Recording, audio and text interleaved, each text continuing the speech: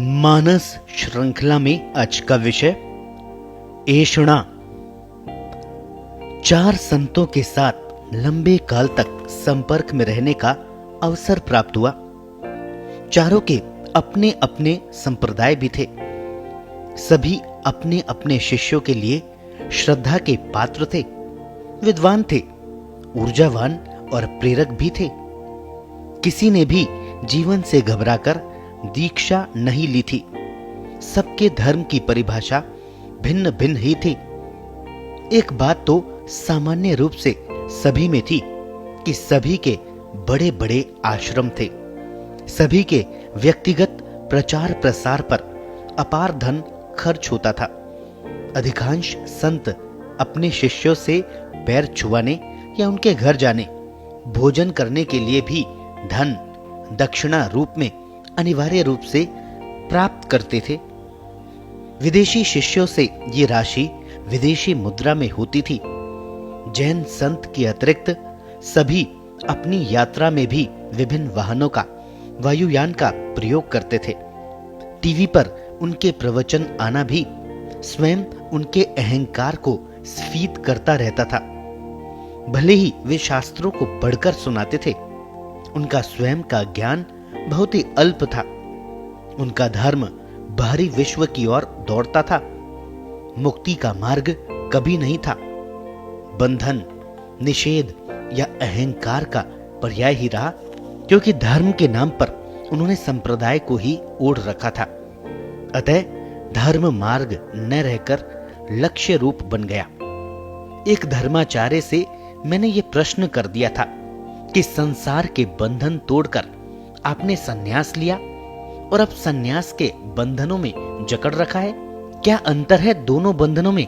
क्या बंधन भी अच्छा बुरा हो सकता है? क्या मृत्यु पूर्व आपका संप्रदाय छूट जाएगा, धर्म का मार्ग पीछे रह जाएगा, अथवा सब साथ ही जाएगा?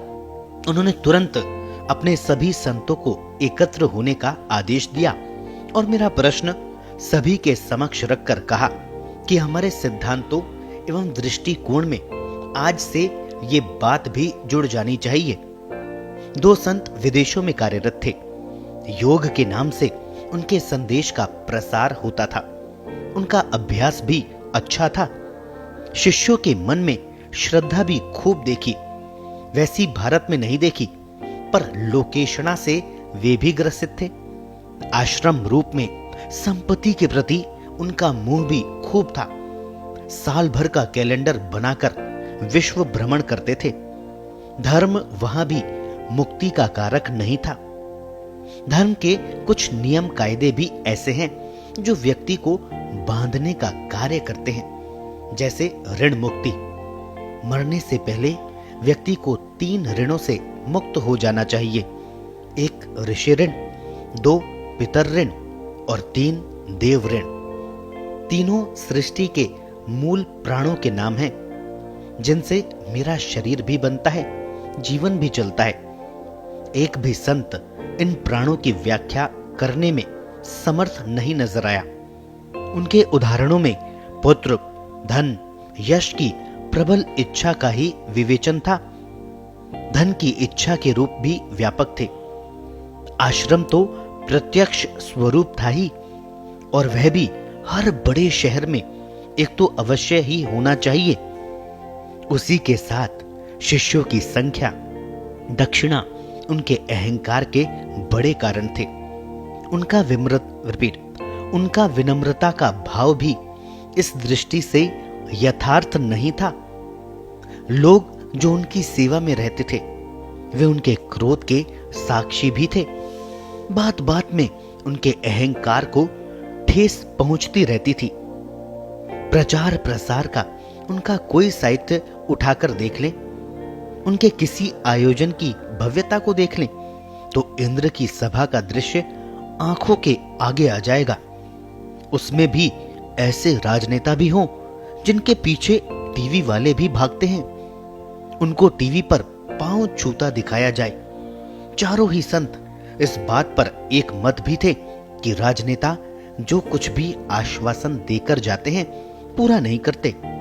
अपनी वोट की राजनीति कर जाते हैं। अब तो संत स्वयं अपनी प्रचार सामग्री बांटते देखे जा सकते हैं। लोकेशणा का गुण उनके अंतर्मन को बींद देता है। वे एक घायल पक्षी की तरह लोकेशणा की मार से गांव-गांव भटकते रहते हैं। मन तो तृप्त नहीं हो पाता। योग और भोग के बीच भटकाव का यही यथार्थ है।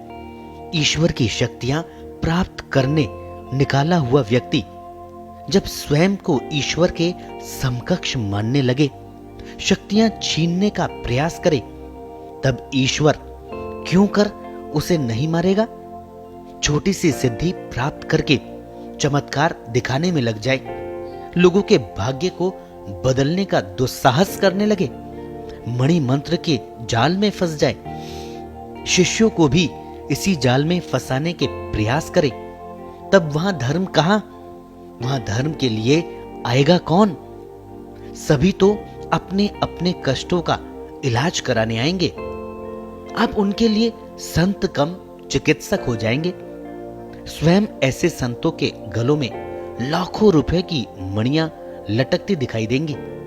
आज तो रुद्राक्ष भी 20-20 लाख के आते हैं। क्या ये सन्यास रूप है? शास्त्र कहते हैं कि भगवान भी आसानी से अपनी शक्तियां किसी को क्यों दे देगा?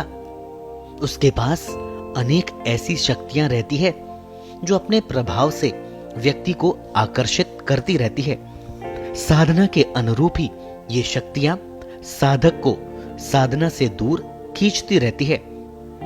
जैसे ही व्यक्ति उनमें भटकता है, वैसे ही ईश्वर अपनी नाराजगी प्रकट करने के लिए उनको इच्छित से अधिक यश, संपदा आदि देता जाता है। साधक ईश्वर से दूर होकर प्रतिबिंब पर आश्रित हो जाता है, जो ऐषणाओं के पार नहीं जा सकता। व्यक्ति स्वयं को मुक्त करने के बजाय बांधने में ही प्रसन्नता का अनुभव करता है, सुख को ही आनंद मानता है। चार में से किसी संत का ध्यान धर्म के मूल स्वरूप पर नहीं था। संप्रदाय के नाम पर निजता का विस्तार जान पड़ रहा था।